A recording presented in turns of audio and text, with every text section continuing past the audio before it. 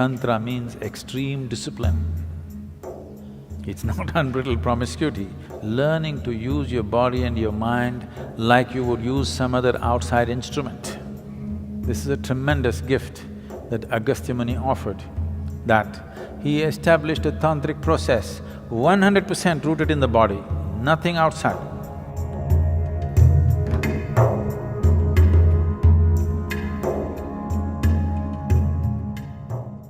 When you say Tantra, one has often heard the term tantric, and and there's various kinds of things floating around about it. Can you just shed some light on what essentially, is there something like a dark arts or what? Most of the existence is dark art. Light is only a small happening in this existence, isn't it? Isn't most of the existence dark? Yes. Light is a very small happening, a very limited happening. If light has to come, something has to burn. To have these lights going, something in this planet is burning right now. You must understand this, ecologically aware people. To have all these dots of light, something is burning somewhere. We say the bulb is burning, that is also burning, but something else is burning to keep this burning, isn't it? This is the way of the light. Whether it's the light bulb or the sun, something is burning. Whatever is burning is bound to get over someday. Yes? So that's why we say, if you're burning irresponsibly, we say, you're burning the candle from both the ends.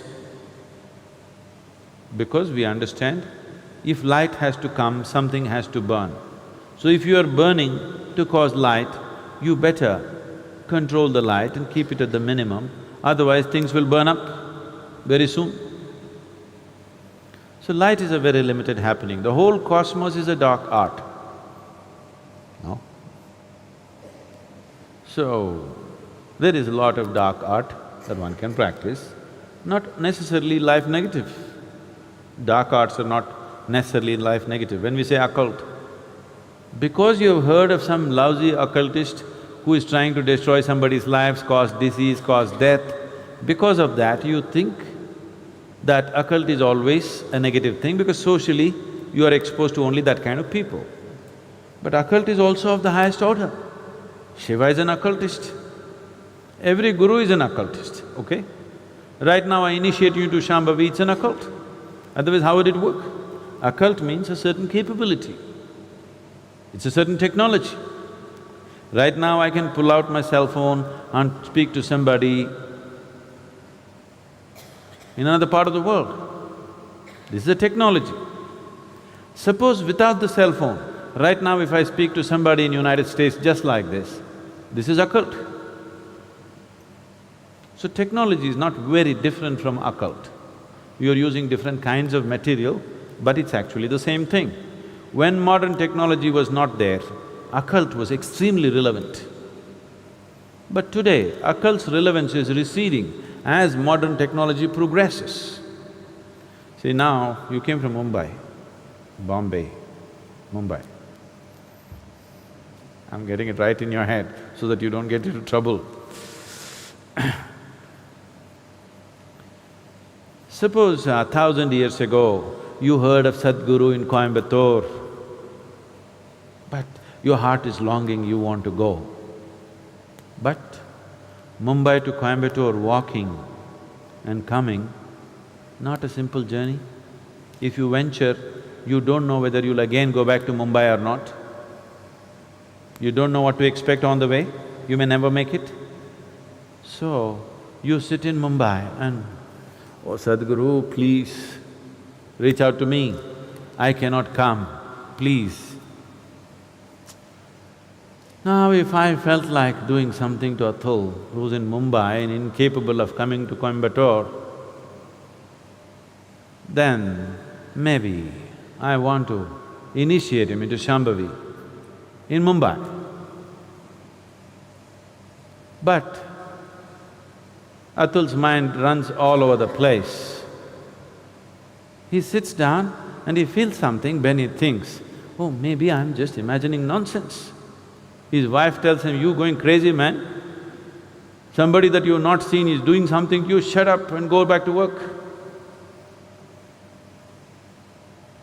He's beginning to feel something, but his logic, his reason, the family tells him, don't be stupid. And then what Sadhguru will do is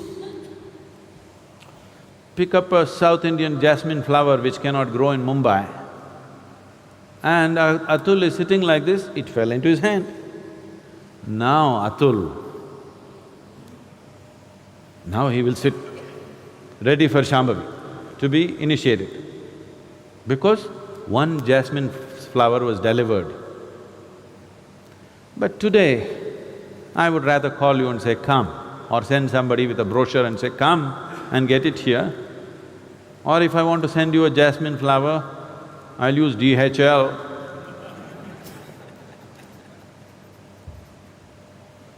So modern technology is making occult obsolete. But I want you to look back 1,000 years ago, just see the immense value of occult. Yes? 1,000 years ago, just imagine you were in Mumbai and I'm still in Coimbatore, you wanted something from me. Imagine the value of occult, isn't it? So, today the value has receded, so all kinds of charlatans are doing all kinds of nonsense. Occult need not necessarily mean negative. Now, the English word occult doesn't clearly specify what is it that they're calling as occult. Recently, someone asked me a question in the Samyama, I think. It seems some guru. He said, Tantra is just a way of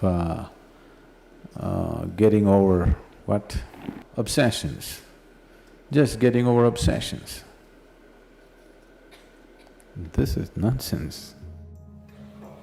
We need to, unfortunately, today, redefine the word Tantra because it's been distorted by people. First, let's understand this. The word Tantra means a technique or a technology.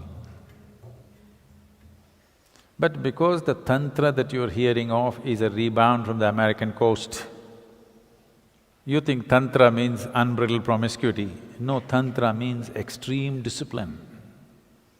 It's not unbridled promiscuity, it's extreme discipline. Learning to use your body and your mind like you would use some other outside instrument. Like how you would use your computer or a screwdriver. Like that, you learn to use your body and your mind. It takes enormous discipline, not promiscuity, not looseness. Tantra is not things, the books they have written largely by Western authors, all kinds of things. No, tantric texts are of extreme discipline, not of any kind of looseness. Because they're talking about the body, and right now the modern societies, if you say body, they're fixated about reproductive organs in the body and nothing else about the body. So if you say body, they're only thinking of a few body parts, they forgot the brain. Because they're only thinking a few body parts, they're thinking about sexuality and nothing beyond that. It is about learning to use the body like a phenomenal mechanism, and it is. If you do not know how to use it, what will you do here? If you do not know how to use your physical self and the energy behind it, what will you do? You will have no impact on anything. So this is Tantra. Tantra means technology, Tantra means a certain capability. There is no guru without a Tantra. If he has no technology, he is not a guru. He can only be a gentle saint who will bless everybody, bless everybody, bless everybody. A blessing has no discretion. Now, if you were a thief, if you met a saint, you would seek his blessing. and He will bless you so that you could do your job well today. Because His blessing has no discretion. He cannot be, because that's not in His control. Even the bandit tribes, the Pindaris and people like that, they had their own gods and goddesses, they had their own saints.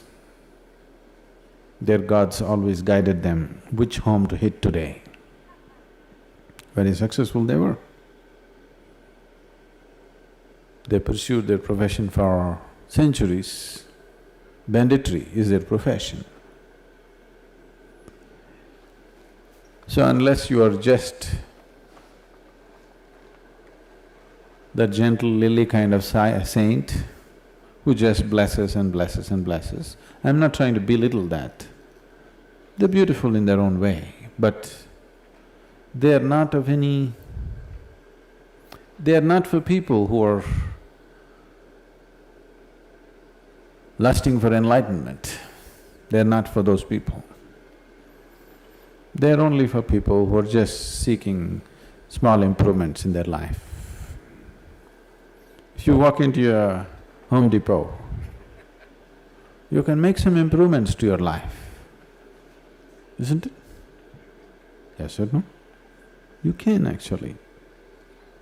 I see every day on the television people come and say, "Oh, I just bought this bed, my whole life has changed, it's amazing." I didn't know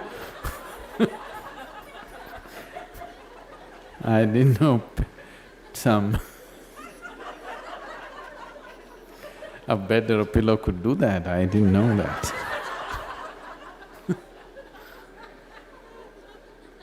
Have you seen this? My whole life has changed completely. So, if you walk into the Home Depot and walk out with something that you didn't have, you could change your life a little bit. Life-changing, the word life-changing, how much of it changes subject to so many things. What has changed is subject to many things, isn't it? Suppose you're cold right now, you didn't have a jacket like me, and you got one. It's life-changing right now, isn't it? Isn't it so? So is that what we're talking about? If that is so, it is fine, blessing and blessing and blessing. But if you're talking about spiritual growth, reaching to your ultimate nature, what is a guru without a capability? You can't call him a guru. So capability means a certain ability to do things which people cannot do for themselves. So if there is… I want this to be clear in your head, if there is no Tantra, when I say Tantra, if there's no technology, Tantra is just a Sanskrit word for technology, not the way you've been psyched to believe. So if there is no Tantra, there is no guru, really.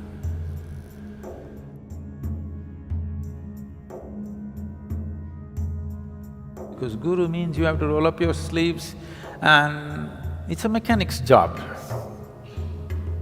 You got to fix things. To fix things you must know what's what. You must have some technology in your hand, and that is Tantra. Is there Tantra in Isha? Very much. All across the board, various kinds. But the significance of yoga is that it is not ritualistic. There are two dimensions of Tantra. One is you use outside material and stuff to do things, which is ritualistic in nature. The yogic Tantra is such that you use only your physical body and the energy system. You don't need any other material. So these two loosely have been classified as right-hand path and left-hand path. Left-hand path use outside material, right-hand path does not use any material, just uses the body itself. Largely, this is yogic Tantra, largely just what we do within ourselves. This is a tremendous gift that Agastya Muni offered that he established a tantric process 100% rooted in the body, nothing outside. Not one grain of rice or sand is being used to perform all the different dimensions of Tantra, everything internalized within the system. This is his gift to us. This is one of the greatest things. In terms of human mechanism, this is one of the greatest things that's been ever offered to us from any source. This is his offering.